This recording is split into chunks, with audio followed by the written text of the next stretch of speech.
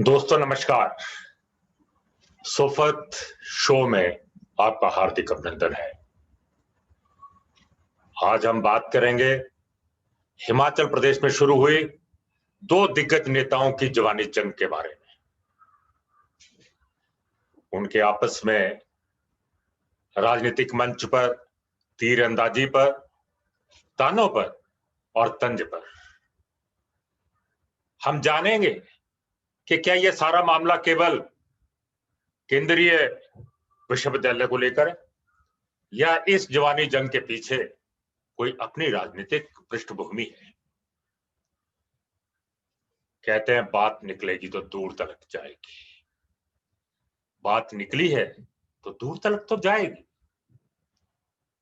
अभी गत दिनों हिमाचल प्रदेश के दो वरिष्ठ नेता, एक केंद्र में राज्य वित्त मंत्री और दूसरे प्रदेश के मुख्यमंत्री, सार्वजनिक मंच पर इकट्ठे हुए। दोनों में जवानी जंग हुई, तीरंदाजी हुई, तंज कसे गए और ताने दिए गए। मामला था केंद्रीय विश्वविद्यालय को लेकर। पिछले एक दशक से केंद्रीय विश्वविद्यालय को लेकर जो कांगड़ा में बनने जा रहा है, मामला लटका हुआ है। केंद्रीय मंत्री ने अपनी नाराजगी जाहिर की।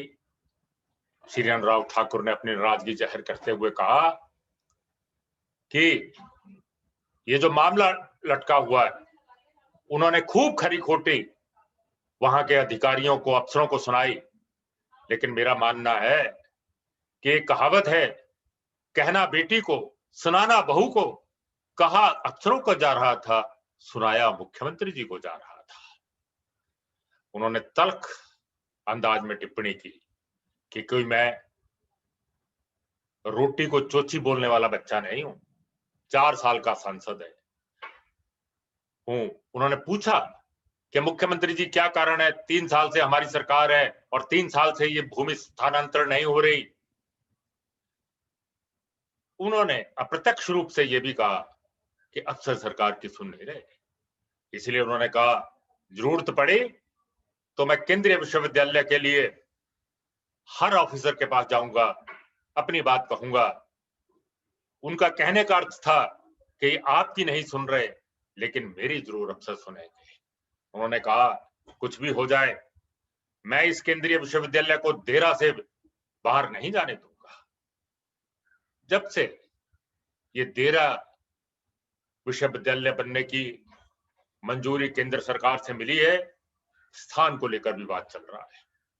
कभी कहा जा रहा था धर्मशाला में बनाई जाए, कभी कहा जा रहा था देरा में बनाई जाए।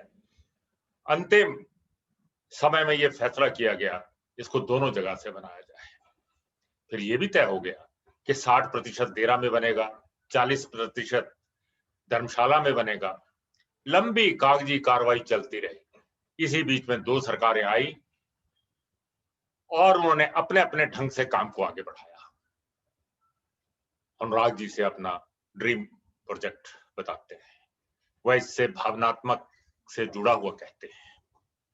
दोनों ही नेता वरिष्ठ हैं, लोकप्रिय हैं। जब से चुनाव जीते हैं, दोनों ने पराजय का मुंह नहीं देखा है, स्वाद नहीं चखा है।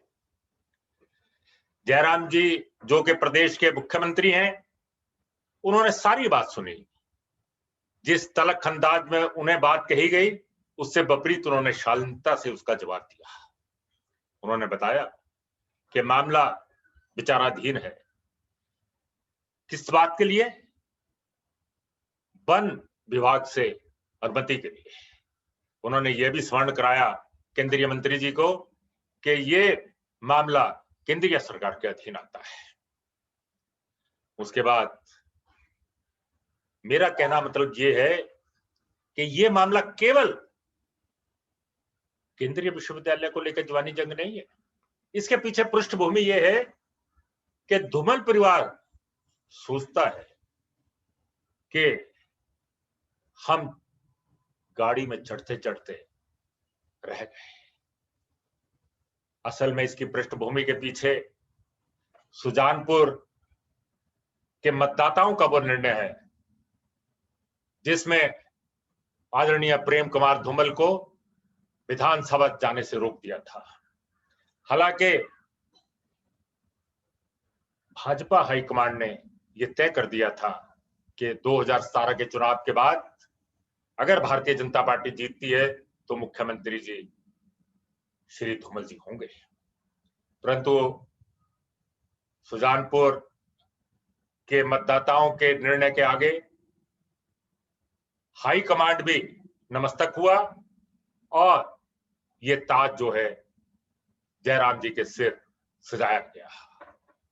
अभी तक धूमल जी का परिवार के दिल से वो टिस जा नहीं सकी है। बाए गवाए सरकार को कटघरे में खड़ा करने में उनकी रुचि रहती है। इसी श्रृंखला में मैं देरा में हुई सार्वजनिक जनसभा, उसमें हुई जवानी जंग, उसको जोड़कर देखता हूं। क्या ऐसी बात सार्वजनिक सभा में करनी जरूरी थी? एक ही पार्टी के दोनों दिग्गज नेता हैं, एक ही पार्टी को आगे बढ़ाना दोनों का मकसद है। क्या यह बात 1 to 1 नहीं हो सकती थी?